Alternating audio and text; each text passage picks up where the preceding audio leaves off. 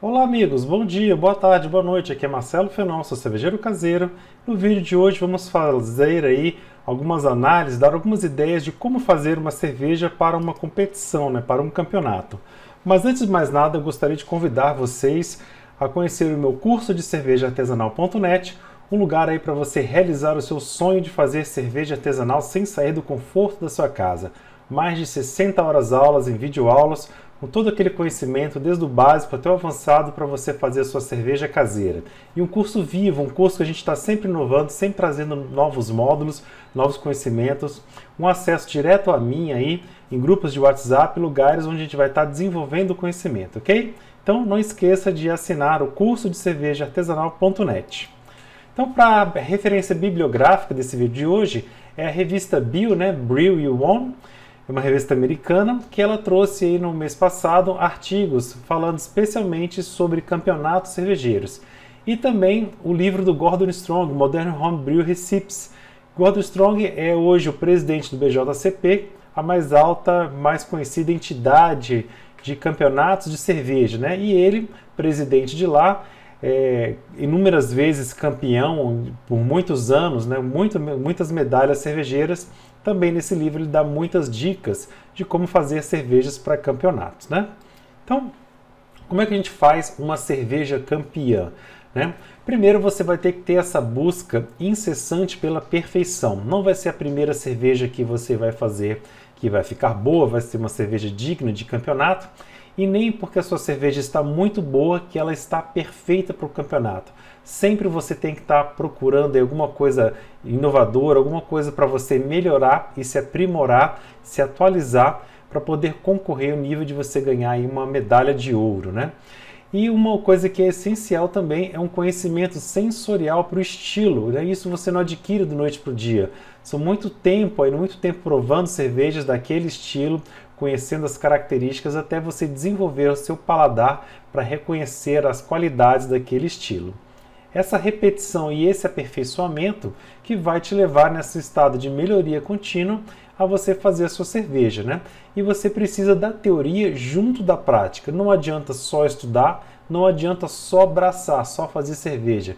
Você precisa dos dois, da teoria e da prática, até você chegar lá, Uma vez que você tem cervejas prontas, uma das técnicas que pode te ajudar a melhorar, aumentar a complexidade sensorial é a blendagem, a mistura de cervejas. Às vezes você fez uma que ficou um pouco mais amarga, às vezes outra ficou mais aromática.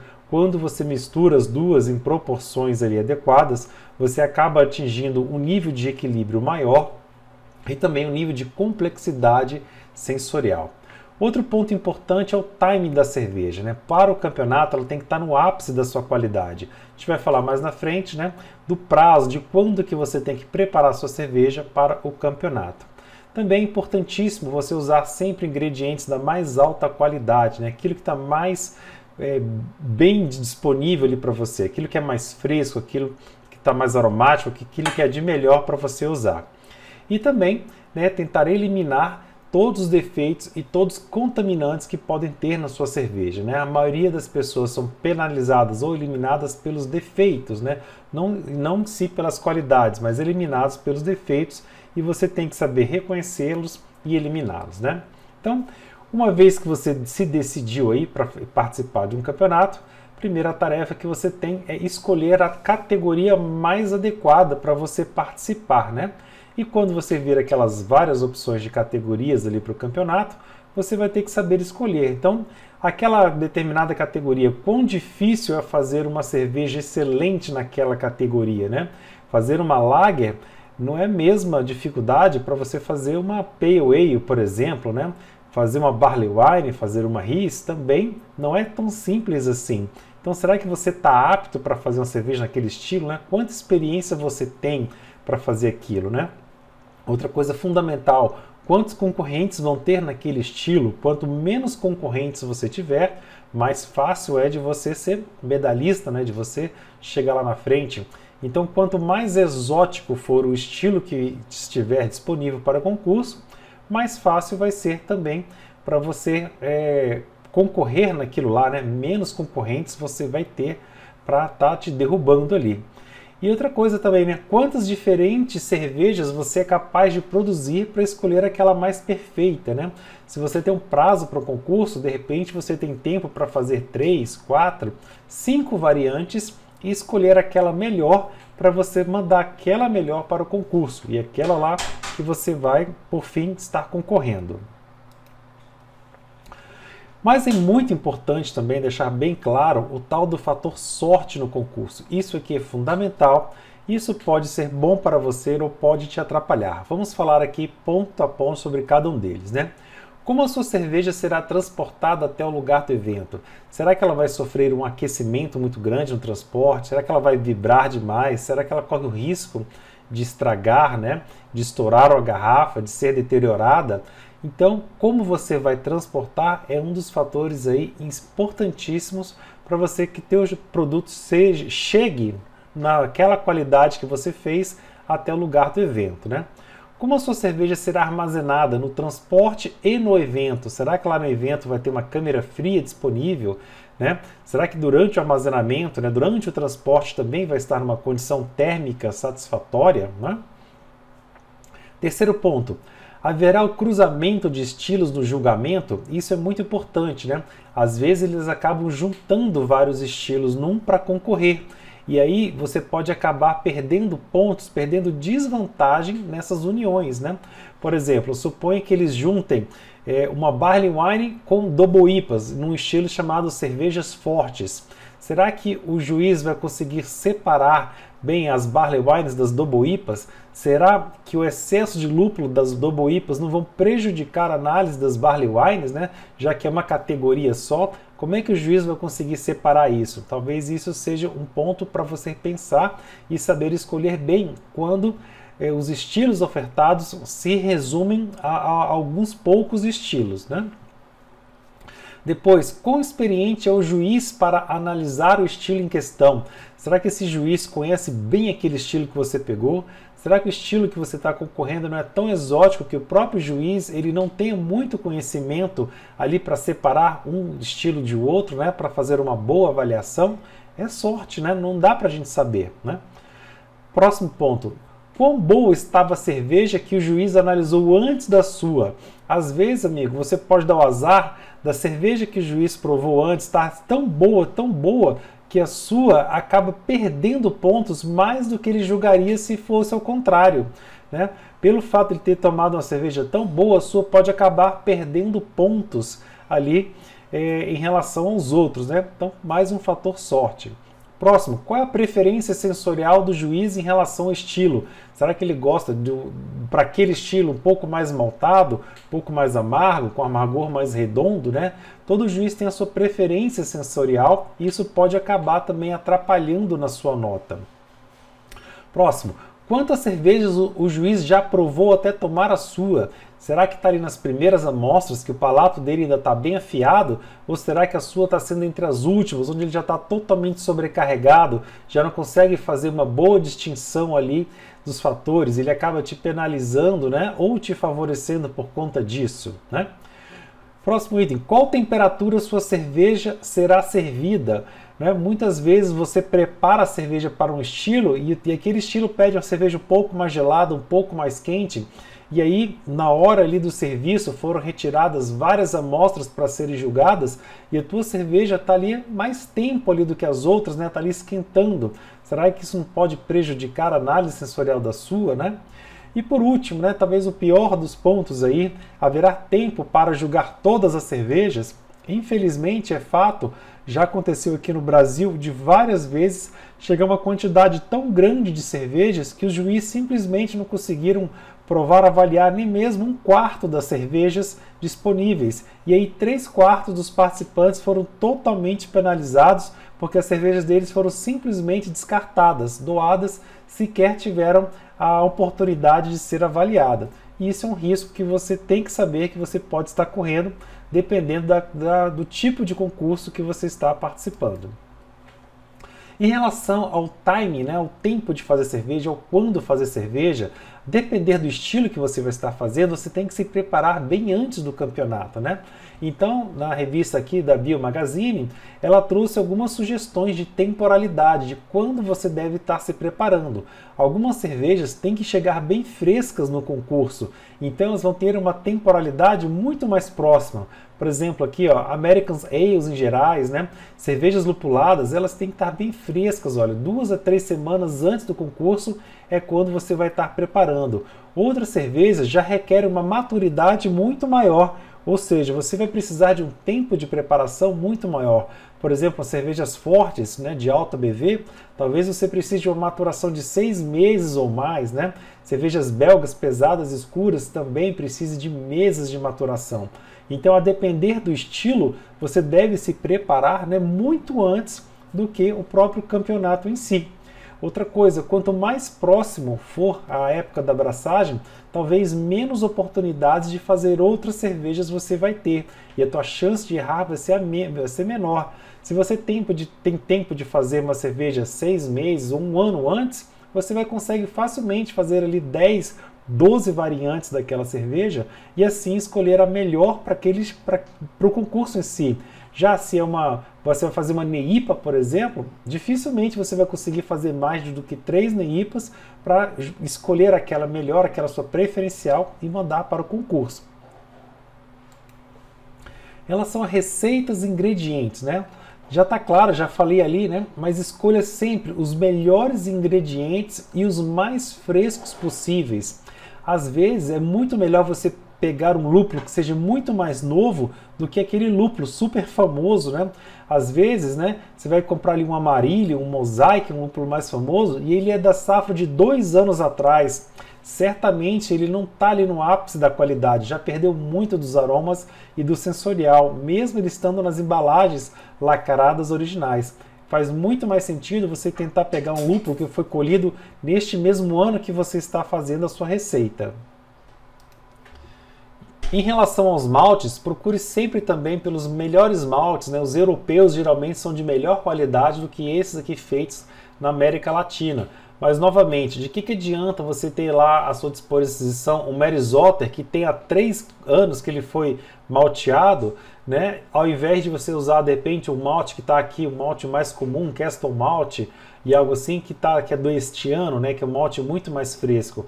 Então, quando você for procurar comprar os seus ingredientes, tente olhar a data de validade, o lote de quando ele foi feito. Isso pode dar uma diferença significativa na tua cerveja, principalmente em nível de campeonato. Em relação à água, tente uma água desmineralizada, né? Parta ali do zero para você produzir a sua água cervejeira, adicionando os sais que você vai usar para fazer a sua água. Ou pelo menos que ela seja muito bem filtrada, totalmente livre de cloro, né? Ou uma água mineral, se assim for a água disponível para você. Quanto às receitas, os juízes gostam das receitas mais fortes. Então, quando você for fazer uma receita ali na sua ferramenta, né, você sempre tem a opção de fazer um estilo mais leve, quase uma session, ou mais pesada, quase uma double ou alguma coisa. Então, para um campeonato, é ideal que você fique sempre ali na faixa da direita, mais perto dos limites superiores. Os juízes gostam dessas cervejas mais encorpadas. E uma cerveja encorpada, quando é comparada com uma cerveja mais média, mais fraca, ela sempre vai ser privilegiada, sempre ela vai ser melhor analisada pelos próprios juízes.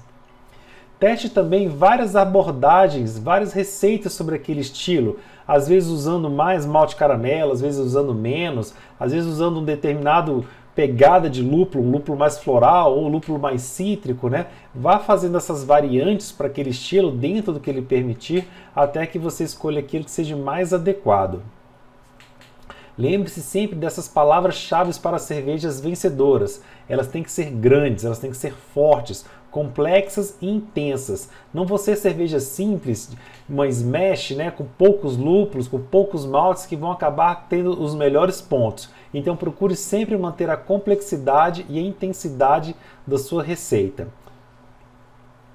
Às vezes os ingredientes podem ajudar, mas o processo também pode colaborar, né? Às vezes o ingrediente exótico pode ajudar ali na tua receita, né? O uso de uma madeira, o uso de uma fruta tostada, né?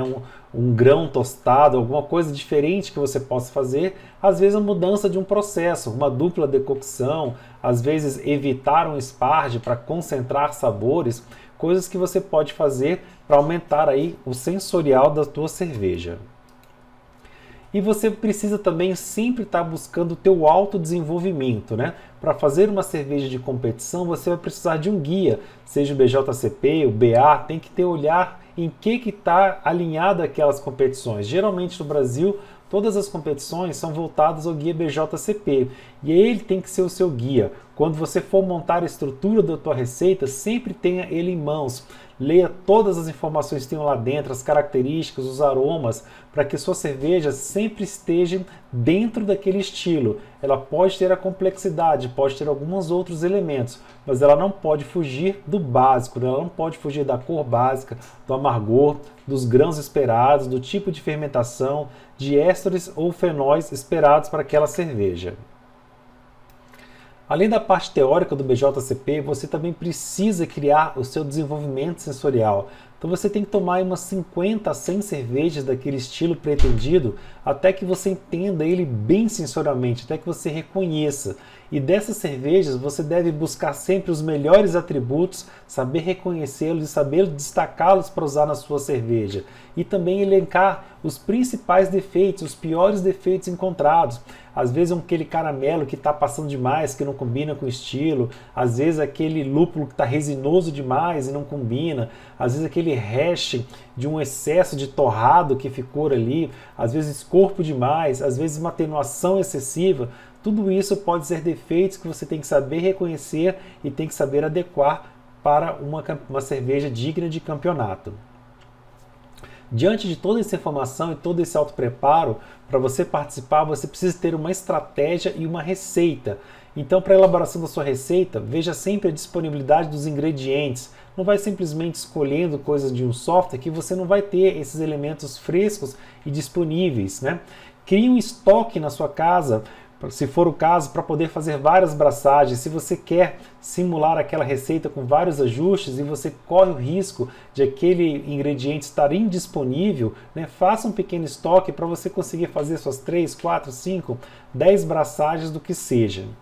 Faça sempre pequenos ajustes, entenda as melhorias, nunca faça grandes mudanças. Grandes mudanças vão estar alinhando, né, vão te dando uma orientação muito grande, a não ser que você queira criar uma linha de base inicial, onde você pode fazer 3 receitas, por exemplo, bem distintas entre si, e dessas 3 escolher uma que você vai fazer o aprimoramento dela até atingir aquele resultado que você quer, né? Pegue também a opinião sensorial de outras pessoas sobre a cerveja, né? Seus amigos, pessoas experientes, mas tome cuidado com essas análises, né? Foque naqueles amigos que fazem uma análise técnica, não simples está gostosa, não está gostosa, não a pessoa que pode estar te dando uma opinião simplesmente falando não está boa demais, mas não apontando ali onde você pode melhorar, né? Peça opinião para alguém que possa realmente identificar fatores chaves da qualidade daquele estilo que você está se preparando para um campeonato. Algumas dicas gerais aí, né? Em relação à água, teste perfis mais leves e mais pesados para a mesma receita. Veja o que aquilo resolve no seu sensorial para você fazer uma melhor escolha, né? Varie as escolhas dos sais e teste o sensorial final. Você pode fazer esses ajustes já na receita pronta. Então, se você está preparando a sua água cervejeira, você pode preparar ela com as quantidades mínimas essenciais de cálcios, de cloretos, de sulfatos ali para aquela receita. E depois, lá com a receita pronta, você vai brincar com os cloretos e sulfatos, né, que vão dar esse tempero no final da receita, já com ela pronta para você ter melhor ali os resultados dessas variações. Então, você vai partir de uma água com menor ppm. Depois da cerveja pronta, você vai conseguir comparar essa cerveja com essa água de menor ppm até uma água mais complexa, né, com maior ppm. Procure também, pesquise por ingredientes novos ou experimentais, né? Evite o comum, o óbvio. Às vezes é o lançamento de um malte diferente, de uma nova levedura, de um novo lúpulo, que pode fazer o diferencial que a sua cerveja precisa para sair daquele dia a dia, para sair daquilo que todo mundo conhece. né? Então todo dia está surgindo novidades, procure essas novidades. Às vezes um trigo torrado, às vezes um malte de centeio caramelo, um lúpulo experimental. Tudo isso aí pode te agregar alguns fatores que vão te diferenciar, vão te separar a tua cerveja da grande maioria dos teus concorrentes, né? E aporte sempre nas leveduras líquidas, né? Elas vão trazer resultados sensoriais que normalmente são muito melhores do que as leveduras secas. Uma dica sobre carbonatação em invase, né? Então, definitivamente, o contrapressão é a melhor opção para o invase. O prime não vai muito bem para campeonato. As cervejas vão chacoalhar bastante, vão sair de cima para baixo. O risco que você tem da sua garrafa ter uma mistura e ter uma turbidez ali de prime é muito grande. E isso você definitivamente não quer para uma cerveja de campeonato. Então, esqueça prime e aposte no contrapressão. E quando fizer a sua carbonatação, faz ela um pouquinho mais supercarbonatada, por dois motivos. Primeiro, que o próprio processo de carbonatação forçada acaba perdendo ali um pouco da carbonatação no momento que você tira o contrapressão e vai colocar sua tampa, você perde um pouco de pressão ali. E também é comum durante os concursos que a tua cerveja fique ali 5 ou 10 minutos esperando para ser analisadas, né? E esse tempo vai acabar que vai sair bastante carbonatação e você pode acabar ficando ali sendo prejudicado, tendo uma cerveja mais flat se demorar demais. Aí entra o fator sorte também. Em relação às categorias disponíveis, tente participar de um máximo de categorias disponíveis. Quanto mais fichas você tiver, mais são suas chances de ganhar. Às vezes, uma mesma cerveja pode ser aplicável a mais de uma categoria, categorias que são muito próximas entre si, né? Às vezes, uma English Bitter também você consegue participar com essa cerveja numa Scotch Ale, né? Às vezes uma cerveja que você fez com Cream Ale também dá para participar de uma Amber Ale, né? Às vezes uma IPA e uma Double IPA, elas estão muito próximas ali, né? A tua IPA está bem tensa, dá para entrar como uma Double IPA mais simples e acaba se encaixando bem. Então procure também apostar em mais categorias para suas cervejas. Acabado aí o julgamento, né? Feito o julgamento, aprenda com seus erros, né? Analise cada ponto avaliado pelo juiz e aonde você pode melhorar. Se você conseguiu em torno de 40 pontos na sua qualificação, parabéns, você já está no nível de excelência. Falta pouco para você ser a melhor cerveja de todas. Agora, se a tua cerveja recebeu menos de 30 pontos, então você ainda precisa melhorar bastante, né? Tem muita coisa para você aperfeiçoar, mas não desista. Procure o conhecimento, procure a experiência e vá melhorando. Você vai conseguir chegar lá.